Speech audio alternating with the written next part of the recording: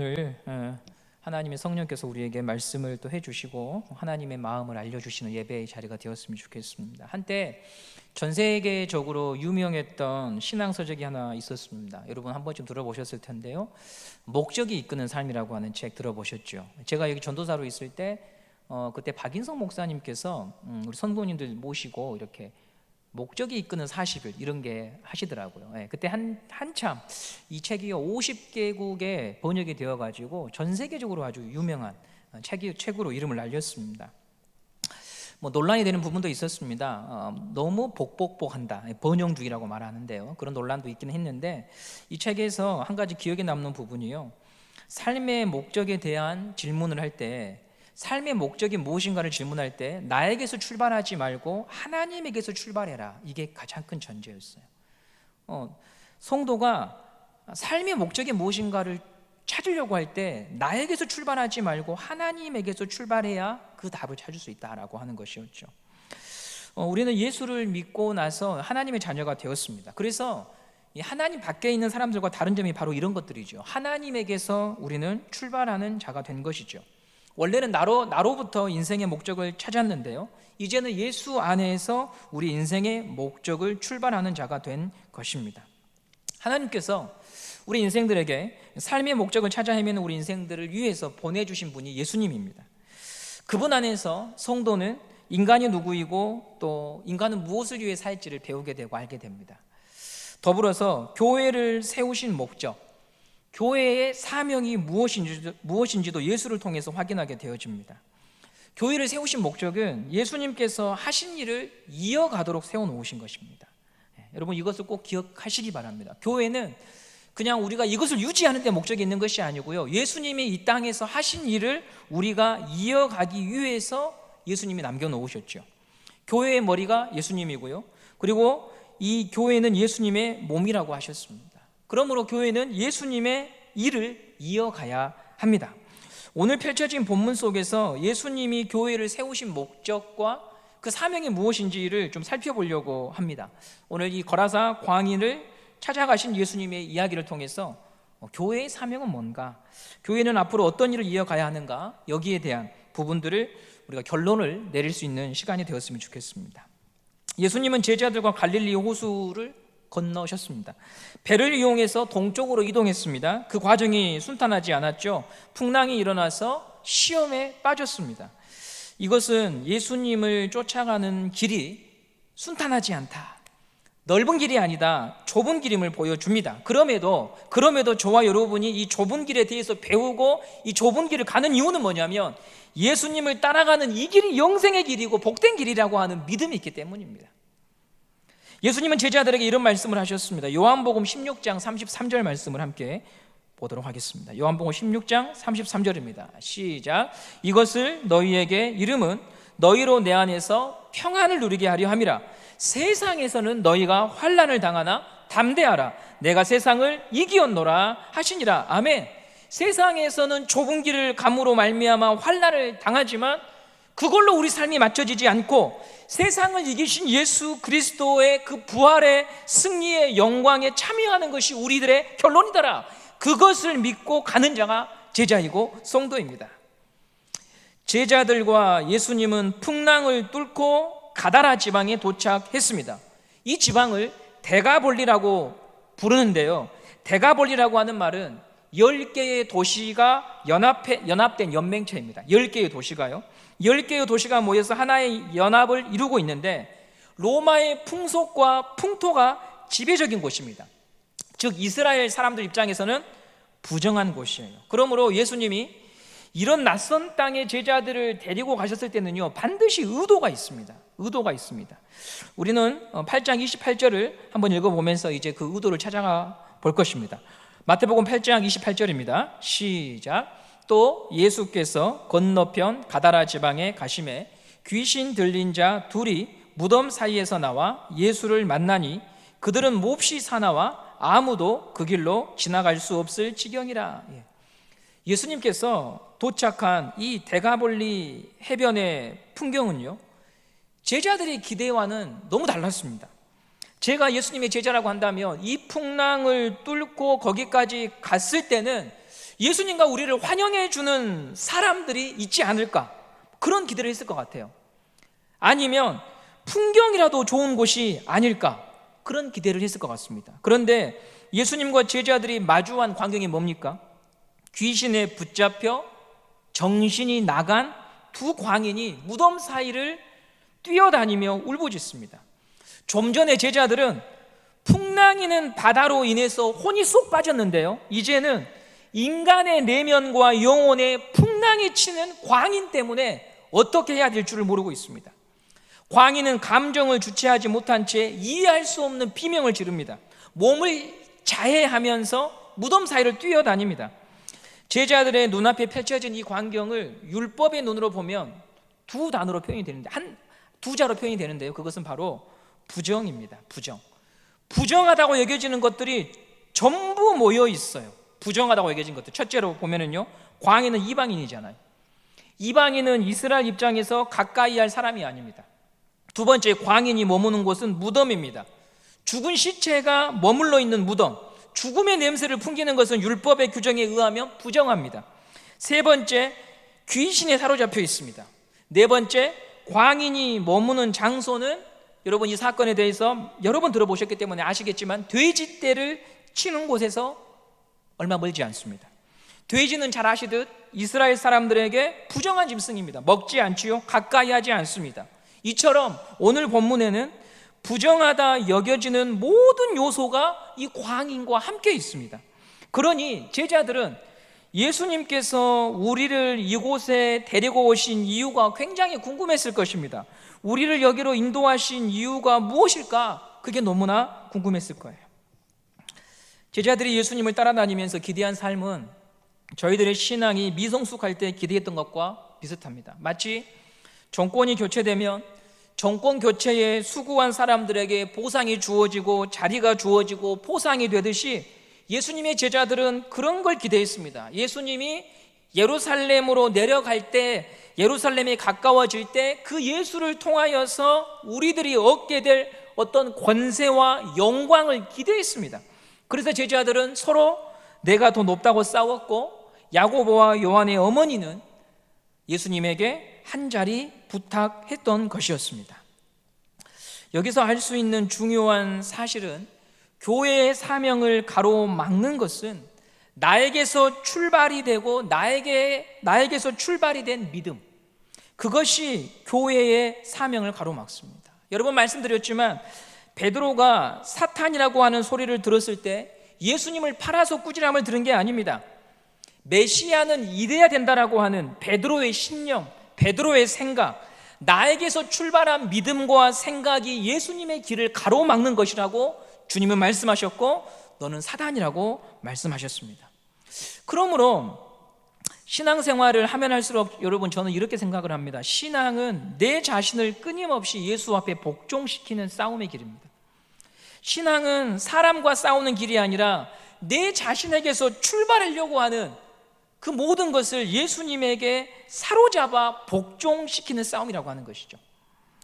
서두에 말씀드렸듯이 모든 일의 출발이 내가 아니라 예수에서 시작되는 것이 성도이고 제자의 삶입니다. 이 가르침을 주시려고 예수님은 제자들이 기대하는 것과는 전혀 다른 방향으로 일부러 계속 가십니다. 그래서 제자들 입에서 왜 이러십니까? 도대체 이게 뭡니까? 부정한 곳으로, 풍랑이 있는 곳으로 끌고 가십니다. 그런 과정을 통해서 제자의 길이 나에게서 출발한 길이 아니라 예수로부터 출발하고 예수에게서 시작되는 길이라고 하는 것을 주님은 우리들에게 확인시켜 주고 계시죠. 저와 여러분도 어쩌면 오늘 하루를 살아가면서 그런 순간들을 마주했습니다. 왜 이러실까? 도대체 어떻게 해야 될까?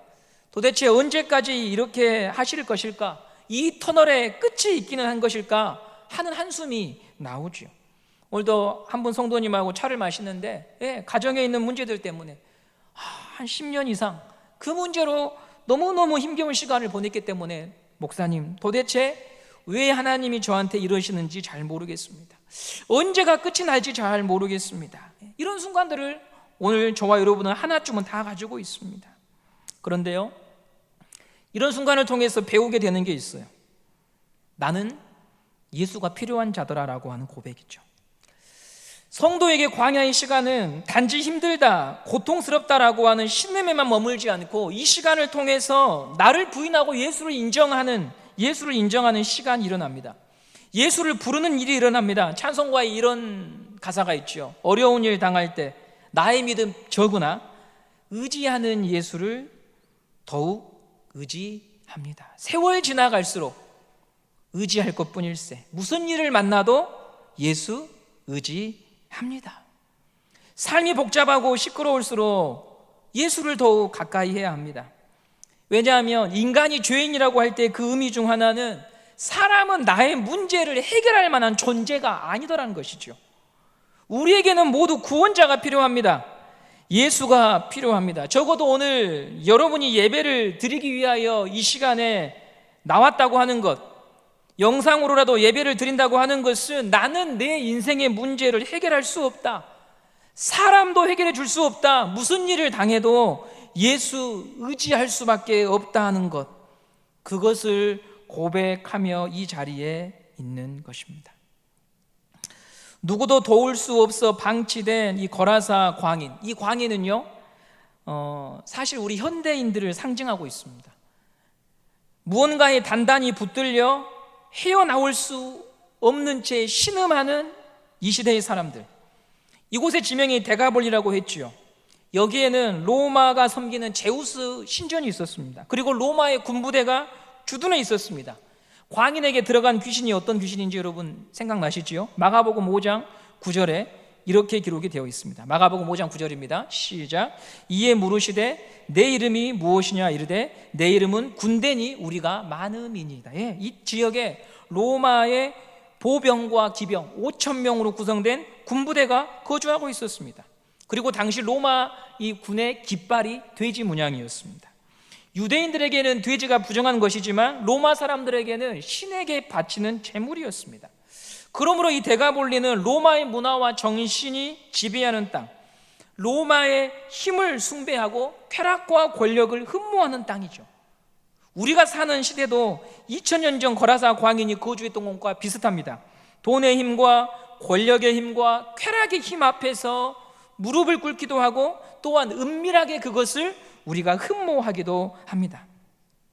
거라사 광인이 결박을 풀지 못한 채 주어진 운명에 끌려갈 수밖에 없었던 것처럼 현대인들도 두려움과 돈과 욕망에서 스스로 벗어나지 못한 채 끌려다닙니다. 여러 가지 약을 복용하면서 마음을 진정시켜야 하고 소비나 먹거리를 통해서 우리 인생의 문제를 잠시 잊어보려고 하지만 또다시 문제에 사로잡혀 있는 인생들. 그러므로 오늘 8장의 사건은 오늘 우리와 깊은 관련이 있습니다. 그럼 누가 이 광인을 구원할 수 있을까요? 8장에서 예수를 만난 사람들이 여러 명 등장했습니다. 근데 여러분 그 사람들은요 특징이 다 있습니다. 8장 처음에 등장하는 나병 환자는요 자기가 예수님을 찾아갔습니다. 베드로의 장모는요 사위 베드로가 장모를 위해서 예수님께 요청을 했습니다. 그런데 오늘 거라사 광인은 그렇게 해줄 수 있는 사람이 없다는 겁니다. 철저하게 고립당했습니다. 대변해 줄 수 있는 혈육이나 이웃이나 동료가 없습니다. 세상 불쌍한 사람입니다. 고아 같은 자입니다.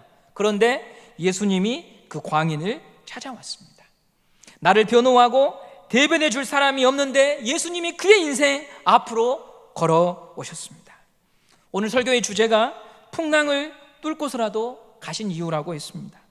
예수님께서 풍랑을 뚫고서라도 가신 이유는 바로 이 한 사람 때문입니다. 버려진 사람, 밀려난 사람, 짐이 되어버린 사람, 누구 하나 기억해 주지 않는 그 사람을 만나기 위해 풍랑을 뚫고 제자들과 이 지방으로 가셨던 것이었습니다. 저는 오늘 이 본문을 통해서 여러분에게 이렇게 말씀드리고 싶습니다. 주님께서 교회를 세우신 목적은 바로 이 사역을 하라고, 바로 사람을 살리라고 교회를 세우셨고 저와 여러분을 먼저 선택하시고 구원하신 것입니다. 제자 중 누구도 예수님의 이런 사역을 마음에 들어하지 않았을 겁니다. 왜냐하면 이왕 고칠 거, 지위와 권력을 가진 사람들을 고치면 예수님의 사역을 확장하고 알리는 데 도움이 될 테니까요. 그런데 이 미치광이를 구하기 위해서 목숨을 걸고 제자들 목숨을 담보로 풍랑을 뚫을 필요가 있는가?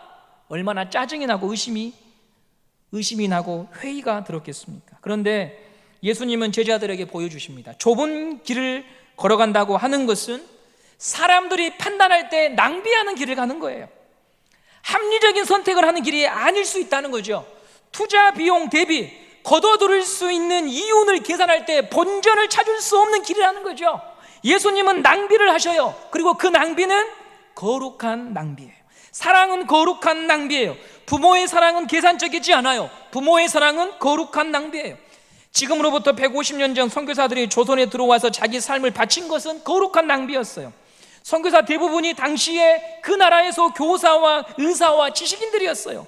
조선이라고 하는 지도상에서 찾기도 어려운 그 나라를 위하여 청춘을 바칠 필요가 없었어요. 무모한 선택이에요. 부모가 가지 말라고 할 수밖에 없어요. 그 사람을 사랑하는 사람들이, 그 선교사의 지인들은 뭐하러 인생을 그렇게 피곤하게 사느냐, 네가 가지 않아도 누군가는 갈 거야. 그러나 그들은 그 무모해 보이는 거룩한 낭비를 하지요. 선교사들이 그런 무모한 선택을 했던 이유는 한 가지밖에 없어요. 주님이 나를 위해 거룩한 낭비를 하셨거든요. 주님의 거룩한 낭비를 통해서 내가 새로운 생명을 얻었기 때문에 그들은 주님이 가신 길을 따라갔던 것이었습니다. 여러분 가운데 혹시 장기 기증을 서약하신 분이 계신가요? 만약 여러분들이 갑자기 교통사고로 인해 숨을 거두면 장기 기증하신 분들은 운전면허증에 장기 기증이라고 써져 나옵니다. 왜냐하면 교통사고를 당하거나 숨지시면 바로 시신을 병원으로 이송해서 장기를 꺼내야 되기 때문에 그렇습니다. 여러 장기 가운데에 간이 튼튼해서 이제 이 간을 이식할 수 있게 되었다고 합시다. 장기 대기자 서비스를 조회해 보니까 순서상으로 간경화를 앓고 있는 40대 남성, 그 남성에게 이 간이 전해줄 순서가 된 거예요. 그런데 갑자기 여러분, 그 병원에 한 가지 큰 일이 일어났어요. 지금 당장 간을 이식받지 않으면 목숨을 바로 잃을 수밖에 없는 환자가 들어온 거예요. 나이는 똑같은 40대예요. 그런데 한 가지 고민이 되는 것이, 이 사람이 방금 강도 짓을 하다가 경찰의 총에 맞아서 간이 파열된 거예요. 그러면 여러분, 누구에게 간을 이식해야 될까요? 예수님은 사람을 위협하고 해쳤던 강도에게 간을 주셨던 거예요. 무모한 선택을 하시는 거예요. 그 사랑으로 인해 강도가 살아나지요. 그 사랑으로 인해 저와 여러분이 먼저 구원받은 거예요. 예수님은 자기의 생명을 나에게 낭비하신 거예요. 왜냐하면 사랑하셨기 때문에. 거기에 무슨 논리나 합리성이나 손익계산이 없어요. 나를 희생해서라도 너를 구원할 수만 있다면 내가 내 목숨을 낭비하겠다. 이게 예수님께서 우리에게 보여주셨던 삶이었어요. 교회는 거룩한 낭비를 실천하고 배우는 곳입니다. 모든 것을 합리적인 판단 속에서 줄만한 사람들에게 주는 곳이 아니에요. 매사에 합리적인 판단을 하는 제 옆에 계신 분들도요, 가족들 대할 때 보면은요, 전혀 합리적이지 않습니다. 전혀 합리적이지 않아요. 계산해 가면서 첫째 아들한테는 이만큼 주고 부모님한테는 이만큼 주고, 그런 분 안 계세요. 너는 여기까지다 이렇게 하면서 주지 않아요. 손해를 무릅쓰고 또 투자하고 또 줍니다.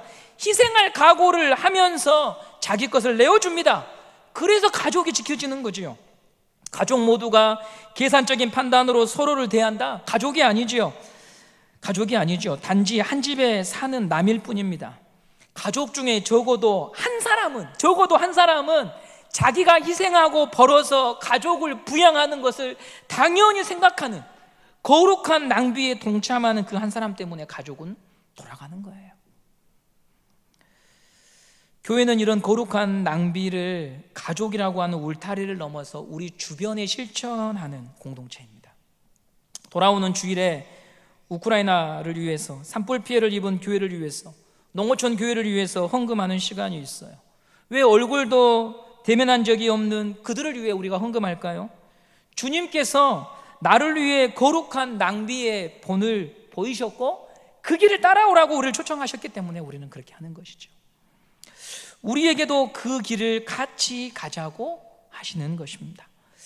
오늘 이 설교를 준비하면서 영상 하나를 살펴봤는데요, 그 영상을 잠깐 보고 말씀을 이어가도록 하겠습니다.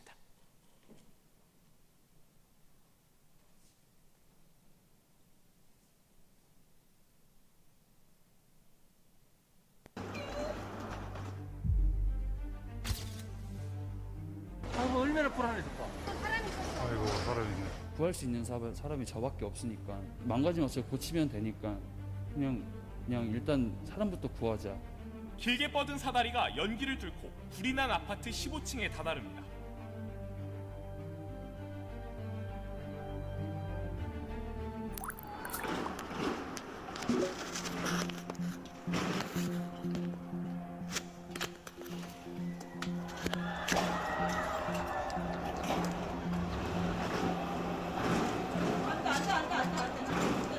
조금 이따 기다려요.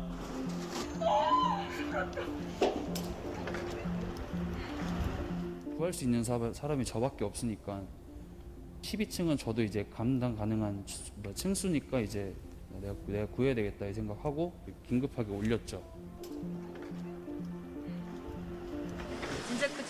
진짜 고마워요. 진짜 고마워요. 잊지 않을게요. 고마워요. 아이고, 사람이 있네. 이제 구출하던 도중에 이제 제가 15층에서 손 흔드는 걸 봤어요. 구할 수 있는 거는 저밖에 없는데 제 차가 14층까지밖에 안 올라가는 차예요.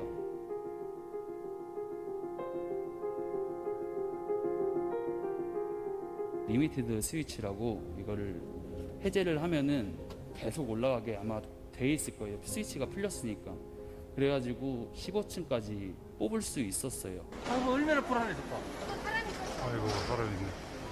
실루엣이 보이는 거예요. 2명이 타더라고요. 다행이다.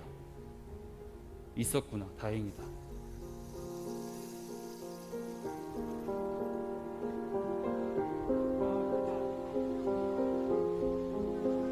그때 내리고서 이제 긴장이 풀려가지고 옆에 이제 여기 보도블록에 앉아 있었고,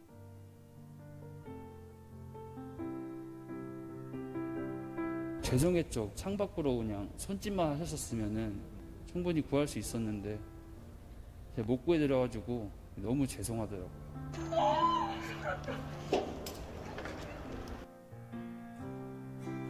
진짜 고마워요. 덕분에 우리 살았어요.